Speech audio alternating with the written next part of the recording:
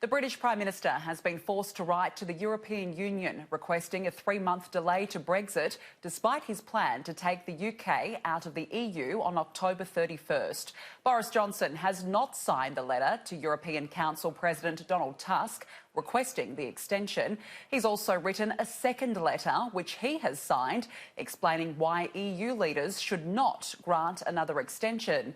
Mr Johnson has been legally forced to request a delay after MPs rejected the latest Brexit deal on offer until all legislation required for the agreement is passed. Next week, he'll introduce a bill to put his deal into law, at which time he hopes the majority of MPs will back his agreement. Sam Coates has more. Meaningful, but just not that meaningful.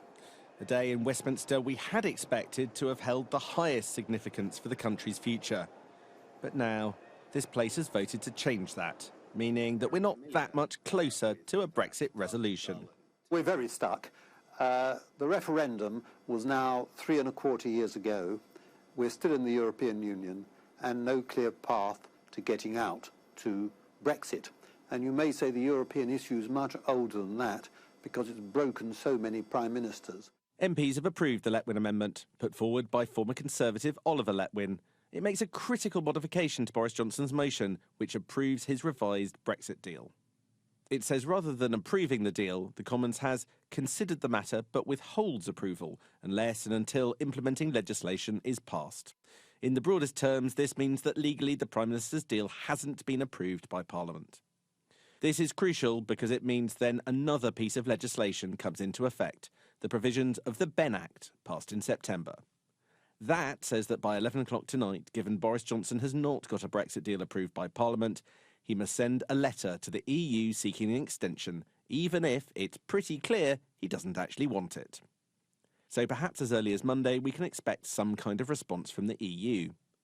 The government also want Monday to be a defining day, with the meaningful vote on his Brexit deal originally intended for today. But many people believe the Speaker will rule it out of order.